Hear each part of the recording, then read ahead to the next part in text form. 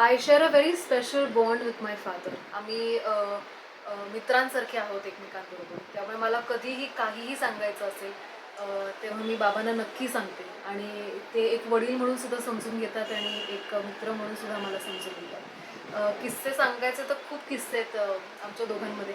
पण एक छोटासा किस्सा जर सांगायचा तर तो हा आहे आणि खूप क्यूट आहे तो किस्सा. तो असा आहे की एक दिवस बाबा ऑफिसला जात होते आणि त्यांची खूप महत्त्वाची मीटिंग होती आणि माझी बहीण आणि आई पुण्यात नव्हते, ते आउट ऑफ स्टेशन होते. आणि जाताना मम्मी बाबांना सांगितलं की बाबा ऑल द बेस्ट तुमच्या मीटिंगसाठी आणि तुमची मीटिंग खूप छान होऊ दे आणि संध्याकाळी लवकर परत या. लहान होते, I think me third third स्टँडर्डमध्ये होते. आणि बाबा म्हटले थँक्यू आणि बाबा ऑफिसला गेले.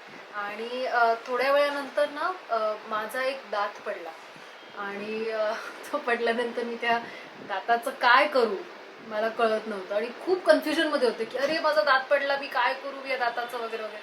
म्हणून बाबांना फोन लावला आणि बाबा त्या मीटिंगमध्ये होते हे मी कम्प्लिटली विसरून गेले आणि बाबांना फोन केला की बाबा माझा दात तुटलाय, मी काय करू, तो दात कुठे ठेवू, आता काय करू मी. तर बाबा खूप हसले. तेव्हा बाबा म्हटले ते दात जपून ठेव तुझा, मी आल्यानंतर तुला सांगतो काय करायचंय ते.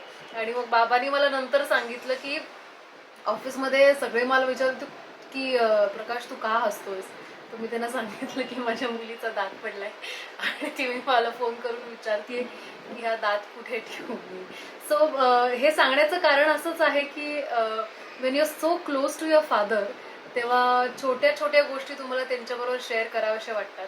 आणि ॲज स्मॉल ॲज की माझा दात तुटलाय हे सगळ्यात आधी मला बाबांना फोन करून सांगायचं होतं की दात तुटला तर मी काय करू. आणि ही बिंग अ सुपर डॅड मला न ओरडता मला सांगितलं की ते सांभाळून ठेव आणि मी आल्यानंतर बघतो काय करायचं. So dad, thank you so much for what ever you have been so फार. आणि आपली मैत्री आपलं रिलेशन हे असंच राहू दे असं मला नेहमी वाटतं. सो हा एक छोटासा किस्सा माझ्या वडिलांबरोबर. ॲट द सेम टाइम संस्कृती, तुला खूप खूप खूप शुभेच्छा तुझ्या येणाऱ्या फिल्मला.